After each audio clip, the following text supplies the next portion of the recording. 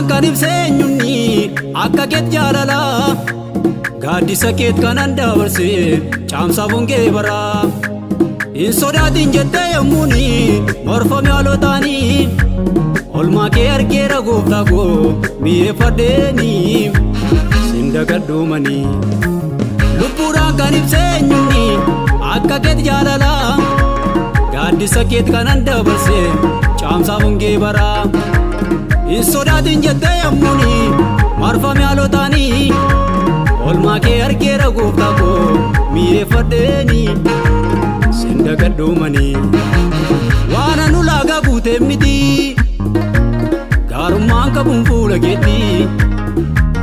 waan anu laagaa guutee miti gaarummaan qabuun fuula keetti tola na jaallattee mabbaa koo tola na jaallattee tola na jaallattee mabbaa koo tola na jaallattee tola na jaallattee mabbaa koo tola na jaallattee tola na jaallattee mabbaa koo tola na jaallattee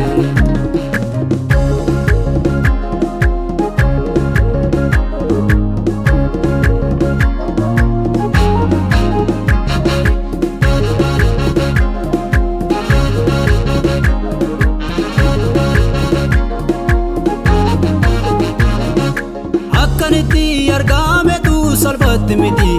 naalolaaste dhiiga qulqulluu ololaa bitaa mirgaan ga'u sana ilaale hojii kootiif jechuu keenilu baroota keessatti irree ergeera jaalala kee haalli daangessu baga abbaa koo anaaf taate naaf caalta roobni dachee namansiisu roobni dachee namansiisu akkanitti argametu salphatti miti naalolaaste dhiiga qulqulluu ololaa bitaa mirgaan ka'u sana ilaale hojii kootiif jechuu keenilu baroota keessatti irree ergeera jaalala kee haalli daangessu baga abbaa koo anaaf taate naaf caalta roobni dachee namansiisu roobni dachee namansiisu dhiiga keetiin na qulleessite nan baasifnee makkatii cubbuu jireenya ulfinaa naaf laatte du'aaf salphina utuun eegu ammayyuu deemsi kootti fufaa sichan jee haala gootafanii warri kaleessa naan mormanii akkas naajin jirtu arganii dhiiga keetiin na qulleessite nan baasifnee makkatii cubbuu jireenya ulfinaa naaf laatte du'aaf salphina utuun eegu ammayyuu deemsi kootti fufaa sichan jee haala gootafanii warri kaleessa naan mormanii akkas naajin jirtu arganii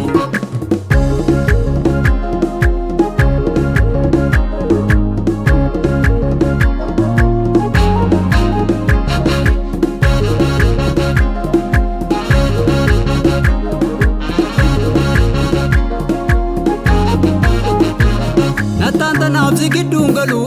taateen baraan ga'u iddoo waan hundaan si buufadha dhaayyoo si lakkaa'u baay'atee buufameetu jira mana koolmaan kee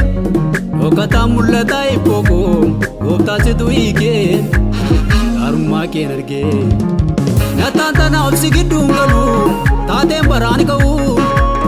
iddoo waan hundaan si buufadha dhaayyoo si lakkaa'u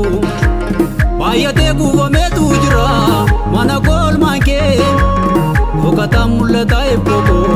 gooftaa situ hiikee gaarummaa keen argee yeroon itti yaaduu na dhiba olmaan kee guyyoota darbanii haalonni na marsan kaleessa maqaa keetiin narraa sokkanii hambisteettaan guyyaa gadda koo isan bo'aa deemu wawaachaa carraa jiraachuu sinnaa laate narra jira ammatiin kee dachaa yeroon itti yaaduu na dhiba olmaan kee guyyoota darbanii haalonni na marsan kaleessa maqaa keetiin narraa sokkanii hambisteettaan guyyaa gadda koo isan bo'aa deemu wawaachaa carraa jiraachuu sinnaa laate narra jira ammatiin kee dachaa callisuun danda'u manjejuu kee obsee siitu biddan namnee na keessat bobeessee ani naggeeffadhuum jecha keessaa balaa eenyu sin madaaluu gooftaa sinnaa caalaa callisuun danda'u manjejuu kee obsee Siitu bidda namne na keessat bobeesse ani naggeeffadhuum jecha keessaa fadhaa eenyu sin madaalu gooftaa sinnaa jaalaa ani kanan jiraadhe jireenya keetii takkumaa sinaalu guddaa harka keetii sinna lakkoofsisee manaanoo gaarummaa kanaaf arrabni koo galata deema gooftaan nan jiraadhe jireenya keetii takkumaa sinaalu guddaa harka keetii sinna lakkoofsisee manaanoo gaarummaa